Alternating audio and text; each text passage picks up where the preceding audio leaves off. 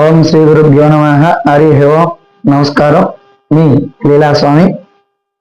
మనం శివాలయ ప్రదక్షిణ, శివాలయానికి దేవాలయానికి వెళ్తూ ఉంటాం. ముఖ్యంగా కూడా దేవాలయానికి వెళ్ళినప్పుడు మనకి ఎవరికి తోచినట్టు వాళ్ళు ప్రదక్షిణ విధి, దీపారాధన విధి ఇవన్నీ చేస్తూ ఉంటారు. కానీ ముఖ్యంగా కూడా ఏదైనా దేవాలయానికి వెళ్ళినప్పుడు ఆగమ శాస్త్రం ఒకటి ఉంటుంది. అంటే శివాలయానికి వెళ్తే శైవాగము, విష్ణువాలయానికి అయితే వైఖానస ఆగము, అట్లాగే అమ్మవారికి వెళ్తే పాంచరాత్ర ఆగమం. అంటే ఆ దేవాలయాలన్నీ కూడా అటువంటి ఆగమ శాస్త్రానికి తగ్గట్టుగా కూడా ఆ దేవాలయ నిర్మాణాలు జరుగుతాయి. అక్కడ ఉండేటువంటి అర్చనా విధానాలు కూడా జరుగుతూ ఉంటాయి. అటువంటి అర్చనా విధానాలకు తగ్గట్టుగా కూడా మనం కొన్ని నియమాలను ఆచరించాలి. ఎవరికి నచ్చినట్టు వాళ్ళు దేవాలయ ప్రదక్షిణ చేస్తే సరిపోతున్నటువంటి ఆలోచన అయితే పెట్టుకోకూడదు. ముఖ్యంగా కూడా మనం దేవాలయానికి వెళ్ళినప్పుడు ఏం జరుగుతుంది అంటే, మనం పుణ్యం ఎంతైతే వస్తుందో శివాలయంలో, అట్లాగే శివాలయంలో శైవాగమం ప్రకారం మనం నడుచుకోకపోతే పాపరాశి కూడా అంత ఎక్కువ వస్తూ ఉంటుంది. అదేంటో మనం తెలుసుకుందాం. ముఖ్యంగా కూడా మనకి శివాలయంలో ప్రదక్షిణ చేస్తున్నప్పుడు కానీ, లేదా స్వామివారి అర్చన చేసుకున్నప్పుడు కానీ ఎప్పుడైనా సరే నందీశ్వరుడికి శివుడికి మధ్యలో ఎట్టి పరిస్థితుల్లో మనం నడవకూడదు.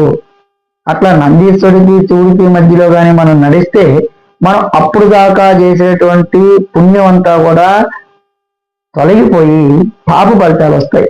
అంటే ఒకరు దేవాలయానికి వెళ్ళి ప్రతిరోజు నందికి శివయ్యకి మధ్యలో నడుస్తూ ఉన్నాడు అనుకోండి, మరి పుణ్యం ఆ పాపమా చెప్పండి? అంటే పాపం సంభవించడానికి ఆస్కారం ఉంటుంది దేవాలయానికి వెళ్ళినప్పటికీ కూడా.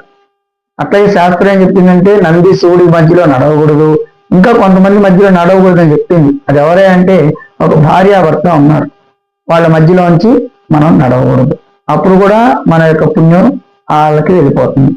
అట్లాగే గురు శిష్యుడు, గురువు బోధిస్తూ ఉంటాడు, శిష్యుడు వింటూ ఉంటారు, వాళ్ళిద్దరి మధ్యలోంచి కూడా మనం ఎట్టి పరిస్థితుల్లో కూడా నడవకూడదు. అట్లాగే ఇంకేమవుతుంది, మహర్షుల మధ్యలో, అట్లాగే ఇద్దరు బ్రాహ్మణులు కూర్చుని జప అనుష్ఠానాలు చేసుకుంటున్నప్పుడు వాళ్ళిద్దరి మధ్యలో, అట్లాగే గొర్రెల మంద మధ్యలోంచి కూడా ఈ 6 రకాలైనటువంటి పనులు చేస్తే మనకి పుణ్యం రాకపోగా వచ్చేటువంటి పుణ్యం మనం కోల్పోతాం. కాబట్టి అందరూ కూడా తెలుసుకొని మంచి శివాలయానికి వెళ్ళినప్పుడు కానీ, లేదా ఇద్దరు భార్యాభర్తల మధ్యలోంచి కానీ, లేదంటే గొర్రెల మంద మధ్యలోంచి కానీ, లేదంటే గురు శిష్యుల మధ్యలోంచి కానీ, లేదా మహర్షులు పుణ్యాత్ముల మధ్యలోంచి కానీ ఎట్టి పరిస్థితుల్లో కూడా నడవకుండా జాగ్రత్త వహించండి. మనం కొత్త పుణ్యం సంపాదించుకోకపోయినా ఉన్న పుణ్యాన్ని అనవసరంగా వృధా చేసుకోకుండా ఉండగలరని ఈ విషయాన్ని మీకు తెలియపరుస్తున్నాను. మీ లీలాస్వామి. ధన్యవాదాలు.